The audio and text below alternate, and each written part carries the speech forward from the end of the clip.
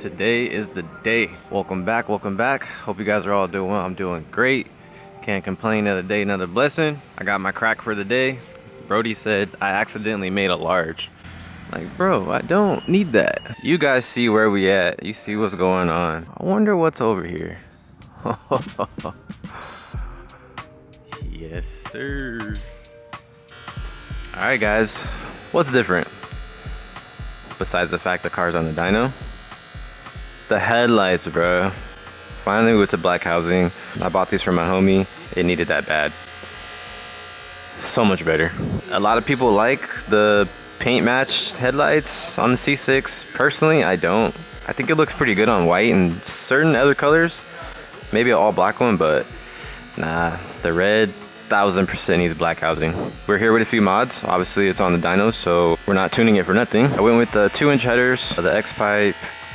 We have some 1300cc injectors, flex fill kit, upper pulley. We did the brakes, you know, obviously help out with some cooling. I'm gonna need those later anyways. And I think that is about it. Very mild beginner setup. Definitely gonna wake the car up. Obviously it's flex fill, so I could do full 85, 91, whatever I want to put in there, but you know me, it's gonna stay with some E. These things are decently quick stock. They probably make around 540-ish. Another 150 wheel with like basically headers and E85 would be nice. If you want to start touching like 800s, that's where you're gonna need like ported blower. We'll see what it puts down. This is just the beginning. We're not gonna stop here. I just didn't want to go 0 to 100 because once you get into the cam and ported heads, ported blower, it should just start getting real expensive at that point. So then you got to do the aux pumps and it gets very pricey. For the minimal mods that we did, it should make a nice number. Obviously be extremely reliable and should be fun. It looks so much better with the black headlights. Love it. I'm actually getting the carbon bezels from Vet Lights, and I'm gonna take the original ones and get those redone with the carbon bezels. So we'll swap them out later, but just for now, I'll be happy with these. It's alive.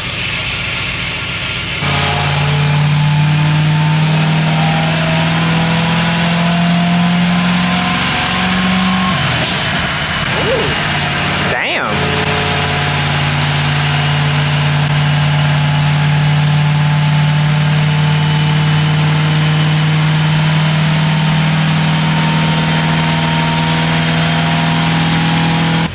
No pulls yet. It's looking like we might have some technical difficulties. It's the only thing about tuning day, man. It might go good, it might go bad. All right, guys, so I guess you could say unsuccessful dyno. Something they were noticing is the car has a little bit of abnormal vibration. And this is something that I actually noticed when I first got it and it was stock. This side is needing more fuel than the other side. I did notice when I first bought the car, even when it was completely stock, that the car would kind of vibrate a little bit, almost like it had a misfire, but it wasn't like bad.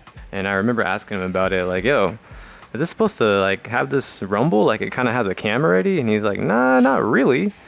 So now that we're putting the car on the dyno, as far as the field trims, this side needs like 30 to 40% more than the other side, which is not normal. It's clearly not something that they did before you guys. Oh, it's the shop. It's the shop. It's not anything that they did. I know it's not because the car was doing this when it was stock. Does sound good though.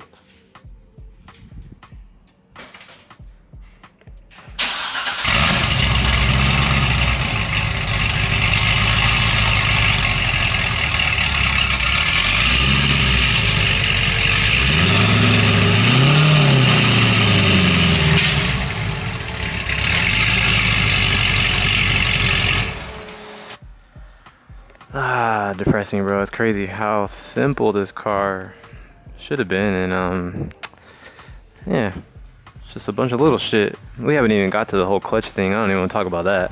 Obviously we could have tuned the car today. He could have just kind of went around the trims, just made the car do what we wanted to do, but that is not the proper way to tune a car. We'll probably do a leak down test, compression test, just to start there. Besides that, just really check thoroughly. It could be any little thing, so. Many unbearable hours later.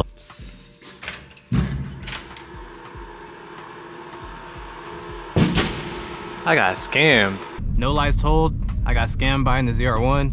It's actually crazy because I didn't even technically get a good deal on the car. I pretty much got it for what it's worth in today's market. So that's what sucks even more. And on top of that, when I bought it, it didn't even run. It needed a clutch. So let's get into this. What happened? What is going on with the ZR1? As you guys can see from the previous clips, we had the ZR1 on the dyno. It made it off the dyno, but it made it off the dyno with no tune. I was mentioning to you guys that one side of the engine was requiring a lot more fuel than the other side. The tuner was thinking we either have like a really bad vacuum leak, exhaust leak, or something more serious is going on. We put the stock injectors back, same thing.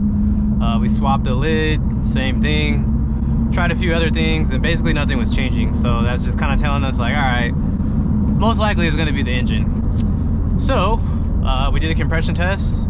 Luckily, thank God, the car passed the compression test. Thank God, bro. I would have been sad. But unfortunately, it did not pass the leak down test. So we did a little bit more digging, and yeah, the car has a leaking valve. Unfreaking fortunate, right? They took off one of the valve covers and boom, one of the valves is just sitting there wiggling like a motherfucker. The shit blows. It's not really that common to have valve issues on an LS9. It's more of a LS7 problem, which is crazy because now I'm thinking that stock red Corvettes are bad luck for me. Because when I bought my C6 Z06, bone stock, car had 30K miles, wasn't even driving hard, cruising pretty much how I am right now. Car starts misfiring like crazy. I'm like, all right, well, that's not good. So my boy was like, look, honestly, I wouldn't start the car again. Just tow it to me and we'll check it out. Fucking valve dropped, dog. But luckily, it dropped and it got stuck. So had that thing actually really dropped, it would have cooked the entire motor. So luckily, it got stuck and we were able just to, redo the heads, and it was good. Now my ZR1 is pretty much on the same boat. We have a bad valve. So that is 100% why the car was asking for 40% more fuel on that side of the engine. So it put me into this shitty position to where, all right, well, that head has to come off and get redone. So there's really no point to put stock heads back on the car if it's gonna be off, you know what I mean? Shit definitely blows because I wasn't planning on doing all this. Honestly, this was supposed to be a simple, like, headers, E85 tune. I was just gonna drive the car, for a few months, maybe longer, and then later on, do the heads, cam, and all that good shit. The Glendale Armenians got me, dog. Bro, car good, solid, never, no problem. Have car 8 years, never skip beat, no problem. Guaranteed, just needs clutch, car is good. Yeah, okay. So when I bought the car, obviously it needed a clutch, so I wasn't able to drive it. The clutch was completely gone. Car wasn't drivable, so we did the clutch. Once I got the car back, I started driving it. To be honest, the car drove fine, but I did have one concern that I asked my boy about, and I was like, yo, does a stock ZR1 idle like it has like a little cam or like small vibration? Is it supposed to idle like that? And he's like, honestly, no. He's like, it should be pretty smooth. So that was like my only concern, but it wasn't bad enough to the point to where it was like, oh, this shit's misfiring, you know what I mean? I just felt like the car had a little bit more vibration than normal, and it concerned me like a tiny bit, but I was like, all right, well, the car has cat codes for a bad cat, so maybe it's just that, maybe it's just throwing the O2 off, or, something like that. Like, we're about to change the headers, put new O2 sensors and all that good shit, so it shouldn't be a problem. Later on, when he swapped over everything, when he first started it up, he was like, yo, this shit started like low-key hella rough. It's like, maybe it's just one of those cars that just really needs a tune bad, but it was like all the other ZR1s I did not start like this. Damn, VTEC was kicking in hard. But yeah, the ZR1 has a valve that's in there doing the stanky leg. I really don't know how long the car had a bad valve like that. I mean, it could have been years. It could have been something they did recently. Maybe they money shifted the car and effed up the clutch and it happened then, or I don't know, I really don't know. If they did know, then they definitely got me. 100% scammed me, bro. So I don't know if they were just using the clutch as a cover-up, like, all right, he's not gonna drive the car, so he's not gonna see anything weird with it. So it put me in this shitty position to where, I just keep it stock, just try to fix that one head, that one valve. Truthfully feel like it's stupid to do that. It's like, if one head's already coming off the car, might as well just take the heads off and get them done. Like, I'm gonna do it eventually.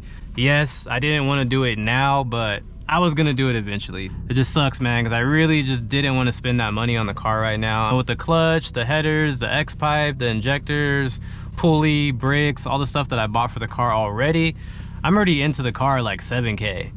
And I've only drove it, what, like 5 times? So I'm just like, fuck, bruh. Fuck. I know a lot of you guys have been wanting to update on the ZR1, and that is what has been going on with it. And we haven't even got to what happened with the clutch, bro. The car was down damn near over a month just for the clutch. So when I put the clutch in the car, everything was working fine. It just kept making this grinding noise. And I was like, all right, well, that's not normal. So we took it out. They're like, most likely the slave's defective. Put a new slave, put everything back together. Car's still making the noise. So we're like, all right, well, it's not the slave, so it's definitely the clutch. And at that time, it was like right before Christmas, so Monster was closed until like the 5th of January. So he wasn't even able to send out the clutch until like the 6th of January. Then it takes them like over a week to inspect it, see what was wrong with it, or send me another one, whatever. But right now, the car has another clutch that he had just laying around. And that one's not making any noise. So we have a used clutch in the car that's working better than the new clutch that was in the car. So I'm just like, bruh, this is the type of shit that makes me want to just sell a car and just, you know, go to a simpler platform, you know what I mean? This just sucks because I was keeping the car so simple. I'm like, all right, you know, headers, E85 tune.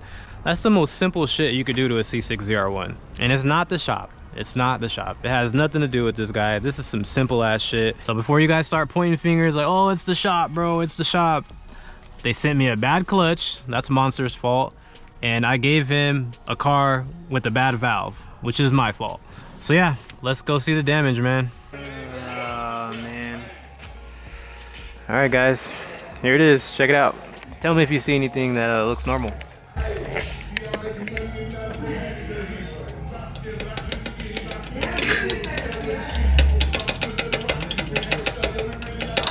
This one looks normal.